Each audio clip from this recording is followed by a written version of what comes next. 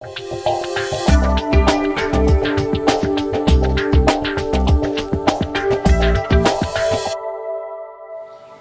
Nagy here, AB5N. 2 years ago I did a review on the Flex 6300 with the original firmware and software that was released for that model and the Signature Series radios, SmartSDR. And in the last 2 years, a lot of updates have occurred. We're mid-2016 and we're at 1.7 right now. So a lot of the features that we were looking for originally have been added, and a whole bunch more that we couldn't have even imagined. So let's take a look at some of them. Let's take a look at some of the features which we didn't have on the first revision of the software, which are now included. First is antenna tuner memories, and that's really nice because it has unlimited memories that memorize the frequency and the tuning of the LC circuits and the auto antenna tuner for where you are on the band. That means next time you go there, it's going to tune up really quick. Next thing is that the monitor now works in all modes. Initially, I don't believe it worked in the digital mode. Now, I'm on Olivia down at the bottom of 20 here in digital modes, and I can just turn the monitor on, slide up the volume a little bit. Very nice. Hear my outgoing signal. Certainly use that all the time. The next thing is FM. We go down to our modes over here. Go down, we see we have FM, we have narrowband FM, and we have DFM for transmitting data using the FM modulation scheme. On SSB, one of the great things we have is the processor update over here. We see normal, DX, and DX Plus. These have been really radically improved, and you're working with the EQ and the processor, you can really make some wonderful sounding sideband audio. Also very important is that Dave Hirschberger, W9GR, came up with what he calls a pre-distortion audio processing that gives you 2.6 dB more average output power, and that's been implemented in this processor. So that's a real edge when you're out there trying to catch the rare ones.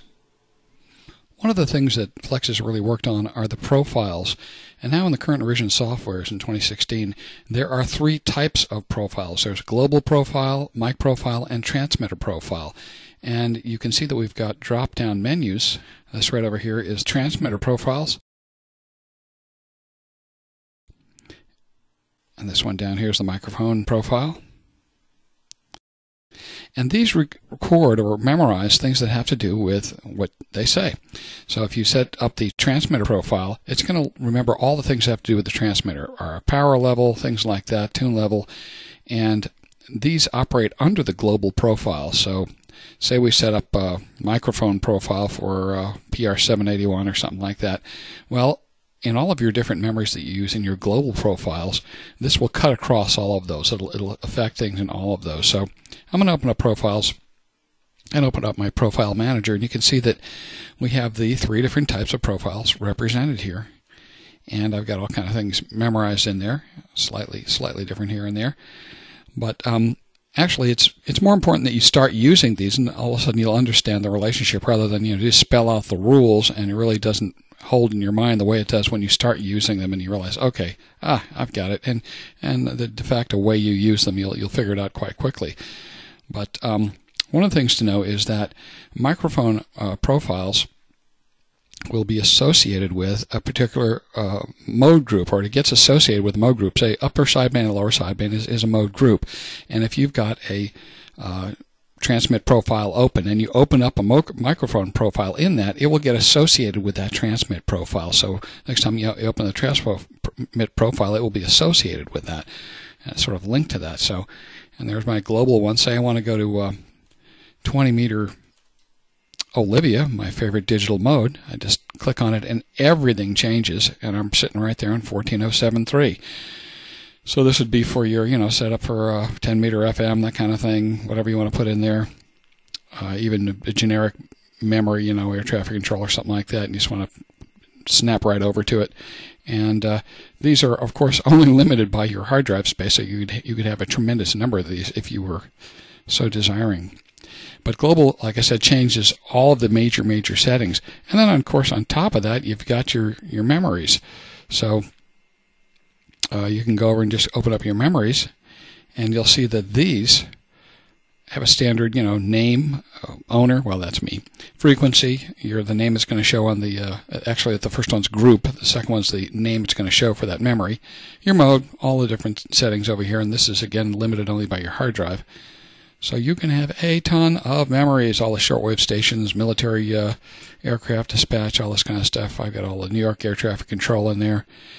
Very handy because I just click it and bam, we are there. The great guys at Flex have now made up what's called the wideband noise reduction unit, wideband noise blanker, and it's accessible right here under DSP, but it also is accessible under the antenna selection over here. And you'll notice it does have a slider, so it's completely customizable. Now we have the normal noise blanker as well, and the wideband noise blanker and regular noise blanker can be used at the same time, and you can just adjust the sliders and try to knock the noise out. Of course, with the minimum settings really be the most desirable, because if you do have a super strong signal nearby and you have these sliders up too high, you can get some noise coming in there. The thing to know about these two types of noise blankers is that the wideband noise blanker operates at the SCU level. So it's looking at the whole darn thing that's being imported into the A to D converter on the front end and making its judgments about how to get rid of the noise, looking at the whole picture.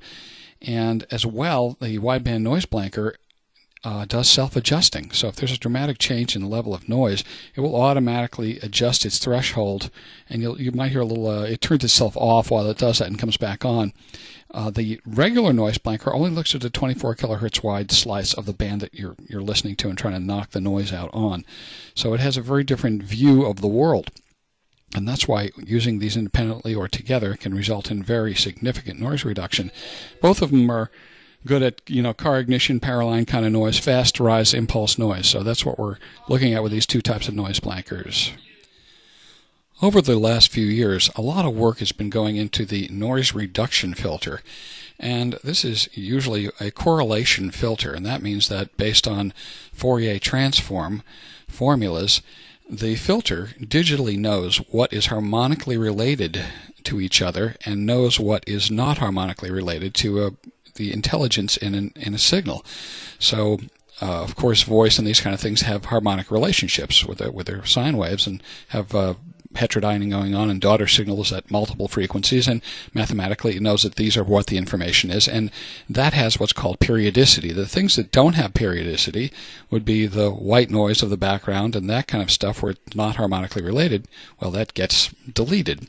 And there's a lot of stuff you're tweaking and peaking in a filter like that as far as how fast it reacts to the information and all kind of other things to make it work better. So they've been adjusting that quite a bit. So let's kick it on over here, and I'll give you an example. Well, first I do want to show you that you adjust it right here under the DSP and the flag, and you got a slider.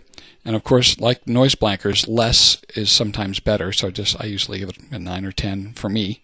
I'll close it down. Let's take a listen. Doesn't really cost that much.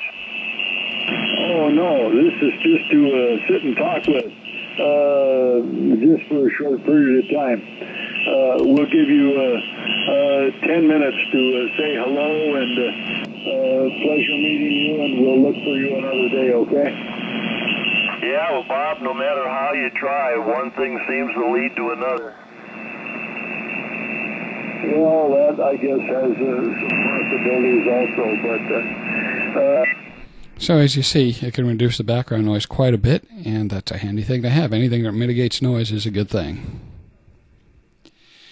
What Flex has done is now make what's called an open API. That means that they've opened up to the world the ability to write waveform modules that integrate into SmartSDR, adding additional functionality, in this case, different modes, transmission and reception modes.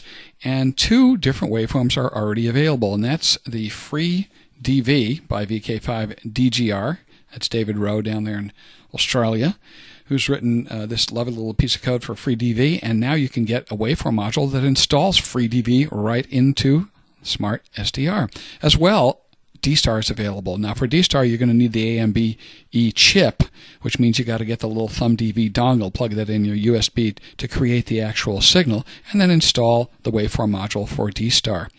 But on FLDigi, it is all-inclusive, and you don't need a piece of hardware to run it. But how do you install one of those waveforms? So, it's quite easy. Let me go ahead and close this down. I downloaded the, oh, look at this messy desktop. Downloaded this FLDigi installer over here, and basically you're going to just click on it and run it, and it's going to install the module into Windows, so then it then will become available in your setup. And watch that. We'll go back to the SDR over here. Go to File and Waveforms and Install. And at that point, we're going to see FLDigi. There's the one for D-Star. We're going to see FLDigi. Double-click on it, and it becomes available here. Look at this, and now we have this waveform installed. And when we go to the modes down here, you're going to see that FLDigi is available, the very last one, the last one installed. That means this program will now run this incredible voice digital mode that's free, as it says. So this opens up to us to all kind of modes being added directly into SmartSDR, and that is a wonderful thing. One of the really key things Flex has added is CWX, which is a great little memory keyer setup. You just click CWX on the bottom, and it pops up when you're in CW mode. And you can set up your little memories here, F1 through 12 with the standard stuff, CQ, thanks for the call, etc., etc. And there are two little adjustments. Here's the delay up top, 944 milliseconds. On the bottom is the speed. So those are just two things for adjustments. But there are a couple of modes to look at. Now I can just hit the F keys and pop out the pre-recorded message here. But also I can go to live. If I click on live over here and just press a keyboard key, I'm in full break-in. Bam. And very nice mode to operate in. And then I can hit setup over here, and I can do type ahead. So while somebody's coming in, I can sort of type ahead my message, and then I hit send, and it will pop out that message. So there's a couple different modes to operate in, but it's a really smooth operator and makes CW operating a lot of fun. In CW mode, Flex has a really nice feature called the APF, or automatic peaking filter, and on CW it really does a nice job of tightening down on things. Let's pick a signal here and take a look at what it does.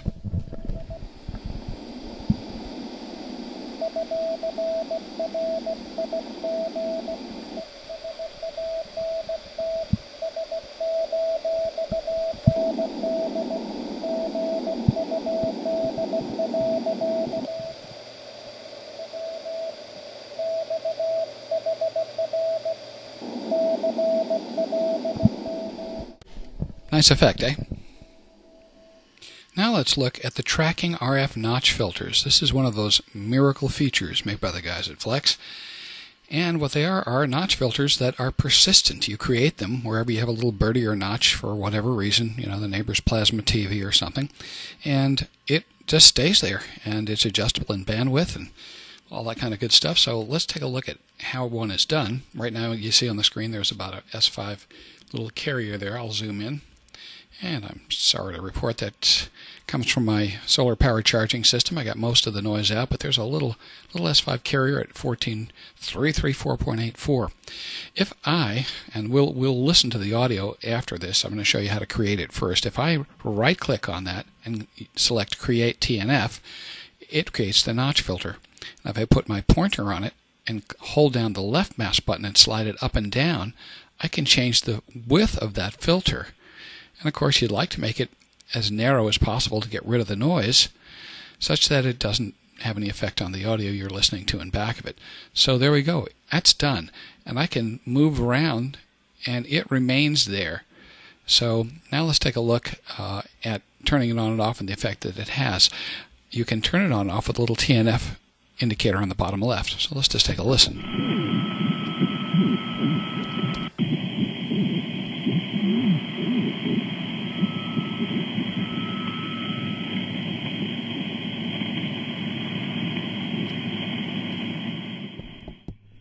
Nice, huh? Let's take a look at the new SmartCat and DAX Control Center, SmartSDR Cat. I'm going to call them simplified. And this is in June 2016, current software revisions. See how simple the SmartCat is now here, SmartSDR Cat? C and P, that means COM and PTT. So if we look at it, COM 11 comes up with is our main COM channel for CAT control, computer-aided transceiver control. We're setting up an outboard program. We want to talk and between the program and Flex, and here we go. COM 11 is the thing we set it at. PTT, COM 12, want to key up the Flex radio? Easy to do on COM 12. And there's another COM port set up for TCP on port 5002. That can be audio or anything else sent over that open port there. On the DAX control panel, you're going to see RX streams over here corresponding to the slices open, and if you have a 6700, you'd see more slices, and we have possibility of 2 streams coming in from our 2 slices on a 6300. You see the level, it's totally adjustable right here. Slide it up, slide it down. I'm finding it, 50% works well. The thing to remember is you're only going to be transmitting on 1 stream at a time, so that one that's designated, it's just going to be addressed by this top TX stream up here and the level of it. So when you're transmitting, you'll see the stream level here. So that's quite simple and obvious. On the mic over here, you can see this has a separate control, and it also has this mic record gain slider right here. On the bottom, for your IQ streams, for the raw data going out, say if you're running CW Skimmer or other programs like that, you're just going to see the sample rate for the 2 streams, the IQ streams going out over here. So these are quite simple. The other thing to know is these, by default, are loaded up when you fire up the main SmartSDR program. What I've done is turn that off such that they don't load all the time when the computer boots.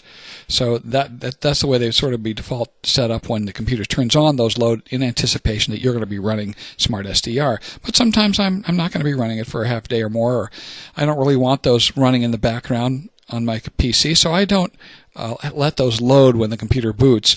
I let those be turned on when I'm going to use the program. So I might fire them up right before I turn on SmartSDR. Let's take a look quickly at how to set up FLDigi, the most popular digital mode program, with the new SmartSDR CAT and DAX control panel.